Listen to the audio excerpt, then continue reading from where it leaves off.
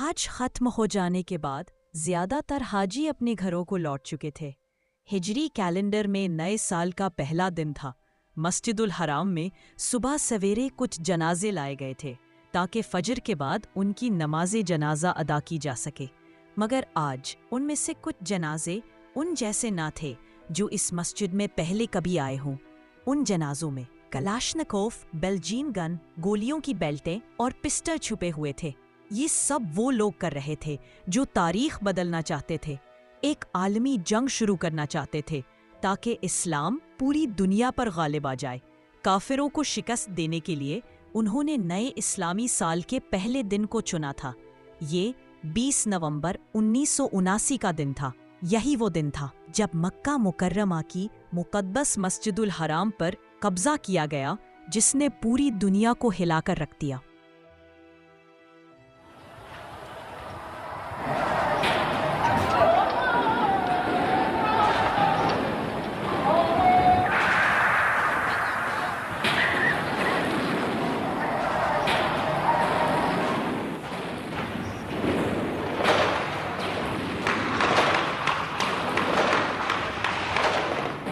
مسجد میں 1 لاکھ لوگ تھے، بہت سے مقامی لوگ جو نئی صدی کا پہلا دن فجر کی نماز خانہ کعبہ میں ادا کرنے کا ارادہ رکھتے تھے۔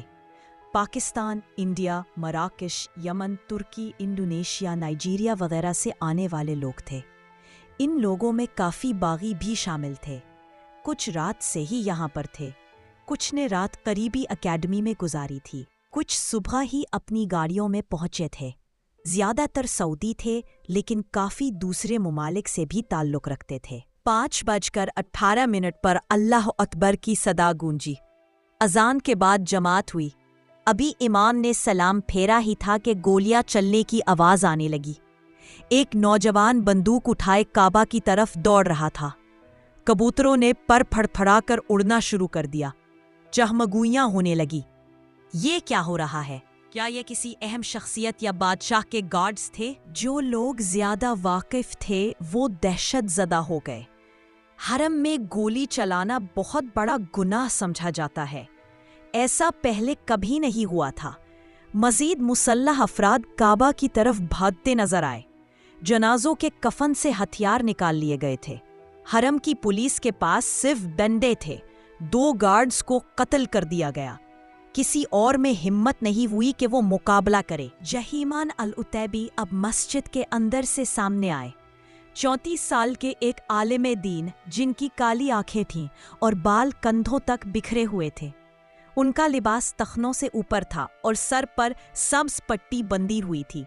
3 مسلح افراد کے درمیان وہ امام کعبہ تک پہنچے۔ ان سے مائک چھین لیا گیا۔ مسجد میں موجود لوگ سمجھ نہیں پا رہے تھے کہ ہو کیا رہا ہے۔ خواتین کا رونا، بزرگوں کی کھانسی اور ہر طرف صرف چہمگوئیاں۔ کئی لوگوں کو عربی نہیں آتی تھی۔ وہ پوچھ رہے تھے آخر ہو کیا رہا ہے؟ قبضہ کرنے والوں نے اس بات کی بھی منصوبہ بندی کی تھی۔ وہ چاہتے تھے کہ ان کا پیغام سب کو اچھی طرح سمجھ آئے۔ پاکستانی اور انڈین زائرین کو الگ کر دیا گیا۔ انہیں پاکستان میں پیدا ہونے والے ایک حملہ آور کے حوالے کیا گیا تاکہ وہ ان سے اردو میں بات کر سکے۔ افریقہ سے آنے والوں کو ایک انگریزی بولنے والے شخص کے حوالے کیا گیا۔ بیٹھ جاؤ اور سنو، جو بھی بات نہ مانتا اسے بندوق کے بچ سے مارا جاتا۔ مکہ، مدینہ اور جدہ اب ہمارے قبضے میں ہے۔ اگلے 1 گھنٹے تک جہیمان عربی میں اپنا مقصد بیان کرتے رہے۔ مسجد کے مرکزی اسپیکر سے ہونے والی یہ تقریر دنیا بھر کے مسلمانوں کے لیے تھی۔ ایک قدیم پیشگوئی سچ ہوتی نظر آ رہی تھی۔ آخری وقت قریب ہے، مسلمانوں کی فتح کے دن آ گئے ہیں۔ یہ اس کا آغاز ہے۔ تقریر ختم ہوئی، لاؤڈ اسپیکر خاموش ہو گیا۔ مکہ بھر میں سناٹا چھا گیا تھا۔ مسجد کے قریب کے ہوٹلز کے ویٹر بھی اپنی جگہ چھوڑ کر بھاگ چکے تھے۔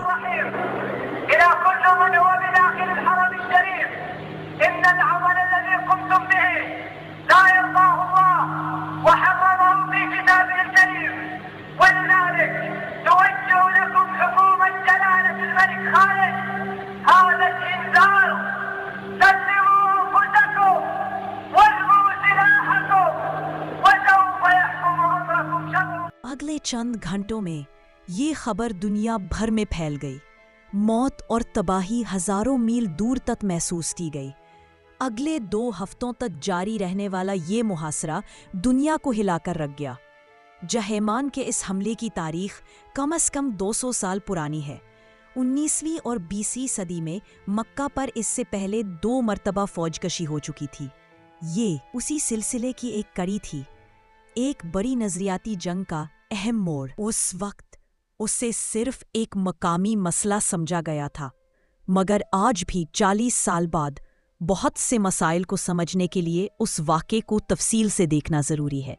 1979 का ईरानी इनकलाब या मिस्र में होने वाली तब्दीलियाँ इस्लामी दुनिया में अहम समझी जाती है, लेकिन पहला मुहर्रम 1400 हिजरी ये जदीद इस्लामी तारीख का एक टर्निंग पॉइंट था। सैकड़ों बावी 14वीं सदी के आखिरी हज के बाद मक्का पहुंचे। ज्यादातर नज्द के बदवी कबाइल से ताल्लुक रखते थे। पूरी रियासत से तुलबा आए थे, जिनमें कई अहम खानदानों के अफराद शामिल थे। एक सूबे के गवर्नर का बेटा, एक सऊदी सफीर का बेटा, एक अंग्रेजी का उस्ताद जिन्होंने यूके से तालीम हासिल की थी। कुछ मक्का के रिहायशी थे और कुछ दूसरे ममालिक से भी आए थे। 2 अमरीकी नए मुसलमान, पाकिस्तान में पैदा होने वाले आलिम दीन नूरुल-दीन शेख बदियुद्दीन 40,000 रियाल की रिश्वत देकर उन बागी अफराद ने मस्जिद के तहखाने में 3 ट्रक लाने की इजाज़त ले ली थी।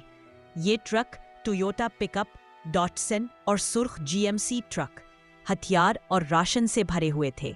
बागियों ने मस्जिदुल हराम पर कब्जा कर लिया था। सैयद उल कहतानी ने माइक संभाल लिया। क़यामत करीब है, इस्लाम की आखिरी फतर का वक्त आ गया है। टीवी की हरकत करती तस्वीरें लोगों को गुनाह की तरफ ले जा रही हैं। ख़वातीन घर छोड़कर नौकरियां कर रही है। करप्शन हर जगह है। फुटबॉल जैसे शैतानी खेलों को सरकारी हिमायत हासिल है। हम अपनी बैत वापस लेते हैं। शहजादे कुफ्फार के गुलाम हैं, मगर अब हमें रास्ता मिल गया है। इसके बाद सैयद ने इमाम मेहदी के ज़हूर से मुतल्लिक अहादीस पढ़ी और निशानियां बताईं। मोहम्मद अब्दुल्ला का नाम उनके गाल पर सुर्ख निशान का जिक्र किया और फिर देखने वालों के लिए एक ड्रामाई ऐलान किया, इमाम मेहदी इस वक्त हमारे साथ हैं। वो इस गुनाहगार दुनिया में इंसाफ लाने वाले हैं। हम सब भाई हैं, सिर्फ कुरान और सुन्नत पर वापस जाना चाहते हैं। फिर मोहम्मद अब्दुल्ला मशीन गन हाथ में उठाए मकामे इब्राहिम से सामने आए। एक एक करके लोगों ने उनका हाथ चूमा और इनसे बैत ली। ज़ायरीन के एक बड़े हिस्से को एक रोशनदान के जरिए निकलने दिया गया। निकलने वालों में इमाम काबा इब्ने सबील भी शामिल थे, जो इंडोनेशियाई यरगमाल लिबास में निकले थे। इंडोनेशियाई यरगमाल बागियों के काम के नहीं थे। सुबह 8 बजे मक्के की पुलिस ने पहली बार इस वाक़े का रद्द-ए-अमल दिखाया। उन्हें खुद भी नहीं समझ आ रहा था कि क्या हो रहा है। जब पुलिस की पहली टीम पहुंची तो मस्जिद के मीनार से स्नाइपर ने गोली बरसाई। 8 पुलिस वाले शहीद हो गए, 36 जख्मी हुए। पुलिस को पीछे हटना पड़ा। सहरा की गर्मी में सड़क पर बहने वाला इंसानी खून जलने लगा था। रियाज में शाह खालिद को ये इत्तला नींद से बेदार करके दी गई। उनके पहले इक़दामात में सबसे पहले हर किस्म की मालूमात को रोकना था ताकि ये खबर फैल न जाए। सऊदी अरब ने फ़ौरन टेलीफोन कंपनी को हिदायत दी कि बैरूनी ममालिक से तमाम रवाबित मुनक़ता कर दिए जाएं। मुल्क से बाहर किसी को भी इस वाक़े का इल्म न हो। सऊदी रेडियो और टीवी इस मामले में बिल्कुल खामोश थे। मामूल की नशरियात जारी रही। ये इन्फॉर्मेशन ब्लैकआउट सऊदी अरब के लिए गैर मामूली बात नहीं थी। ऐसे ही 11 साल बाद जब इराक़ ने कुवैत पर कब्ज़ा किया था तो सऊदी शहरियों को उसकी खबर 3 दिन बाद मिली थी। मगर इस दफ़ा बात कुछ और थी। हरामीन के करीब रहने वालों ने फायरिंग की आवाज़ और एक खिताब अपने कानों से सुना था। मक्का के बाज़ारों में लोग बातें कर रहे थे, इमाम मेहदी आ गए हैं। ये बात धीरे धीरे फैलने लगी। इन अफवाहों की वजह से पुलिस और फौज भी कुछ करने में हिचकिचाहट महसूस कर रहे थे। अगर वाकई ये इमाम मेहदी है, क्या हम इनका मुकाबला करके किसी अजीम गुनाह में तो नहीं मुब्तला हो जाएंगे? और अगर नहीं भी तो मस्जिदुल हराम जैसी मुकद्दस जगह में हथियार ले जाना, यहाँ गोली चलाना तो हराम है। अगर किसी की जान चली गई तो کہیں یہ جہنم کا ٹکٹ تو نہیں بن جائے گا؟ وزیر دفاع پرنس سلطان فوجیوں کے مورال سے اتنے مایوس ہوئے کہ انہوں نے کہا، اگر تم لوگ خدا کے گھر کی حفاظت نہیں کرو گے تو کون کرے گا؟ کیا مجھے اس کام کے لیے بھی پاکستانیوں کو بلوانا پڑے گا؟ سعودی حکومت کو اس وقت علماء کی پرزور سپورٹ کی شدید ضرورت تھی۔ انہیں ایک فتویٰ چاہیے تھا۔ شاہ خالد نے فوراً 3 علماء کو ریاض میں طلب کر لیا۔ ان میں ابن باز، ابن سبیل اور ابن رشید بھی شامل تھے۔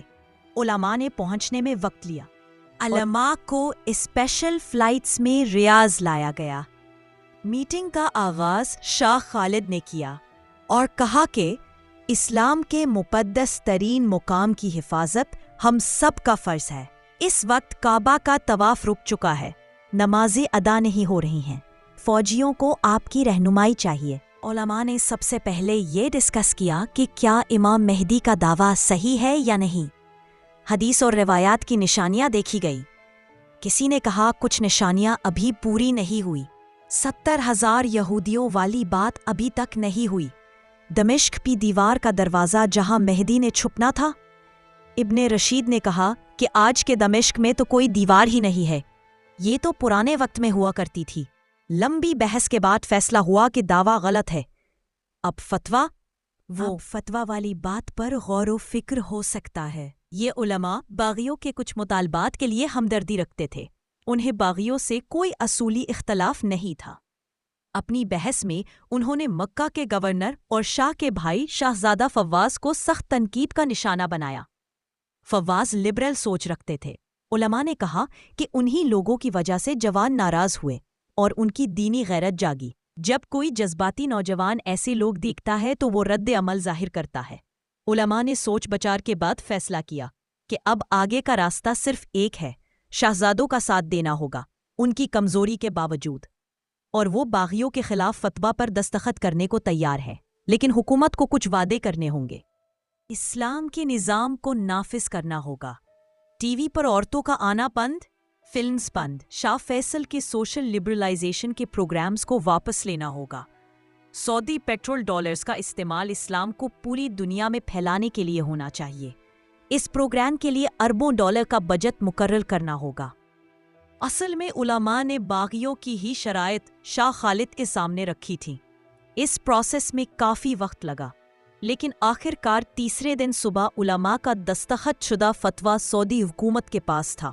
اب سعودی حکومت نے پہلی بار رسمی طور پر یہ تسلیم کیا کہ مسجد الحرام میں سب کچھ ٹھیک نہیں ہے۔ یہ اعلان صرف 4 فکروں پر مشتمل بیان کے ذریعے کیا گیا۔ اس پورے بحران کے دوران علماء نے ایک لفظ بھی باغیوں کی مذمت میں نہیں کہا۔ حملہ آوروں کو دہشت گرد یا گمراہ کہنا بھی گوارا نہ کیا گیا۔ فتوے میں انہیں صرف مسلح افراد کہا گیا۔ یہ طرز عمل سعودی حکومت کے لیے خطرے کی گھنٹی تھا۔ حکومت علماء کی اندرونی حمایت سے محروم ہو چکی تھی۔ انہیں علماء کی شرائط من و ان ماننی پڑی۔ وہ بغاوت کا خطرہ مول نہیں لے سکتے تھے۔ جب ریاض میں مذاکرات ہو رہے تھے، مسجد الحرام کے تہہ خانے میں باغیوں نے اپنا ہیڈ کوارٹر قائم کر لیا تھا۔ ہر چیز ان کے پلان کے مطابق ہو رہی تھی۔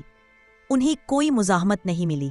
حکومت کی طرف سے متوقع لڑائی بھی نہیں ہو رہی تھی۔ اگر کسی کو محمد عبداللہ کے امام مہدی ہونے پر شک تھا تو اس آسان فتح نے اس شک کو ختم کر دیا ہوگا۔ مسجد کی بجلی کاٹ دی گئی تھی، پانی بھی بند کر دیا گیا تھا، ٹوائلٹ تک جانا ممکن نہ رہا، احاطے سے باہر نکلنا ناممکن ہو چکا تھا۔ مسجد کے کچھ کمروں کو عارضی لیٹرین میں تبدیل کر دیا گیا۔ راہداریوں میں انسانی فضلے کی بدبو پھیلنے لگی۔ جو زائرین پھنسے ہوئے تھے ان میں بوڑھے اور کمزور بھی شامل تھے، جو روشن دان کے ذریعے باہر نہیں جا سکتے تھے۔ مسجد الحرام کا قبضہ، امام مہدی کا دعویٰ اور سعودی حکومت کا رد عمل، یہ صرف ایک شروعات تھی، لیکن اگلا مرحلہ اس وقت آیا جب گولیوں کی گونج مسجد کی خاموشی کو چیرنے لگی۔ کون تھا جو حرم پاک کے اندر اسلحہ لے آیا؟ کس نے پہلے فائر کا حکم دیا اور کس نے کعبہ کے سائے میں لاشوں کے انبار لگائے؟ یہ سب آپ سنیں گے داستان باکس کے اگلے حصے میں۔ میں ہوں عائشہ خان۔ اللہ حافظ۔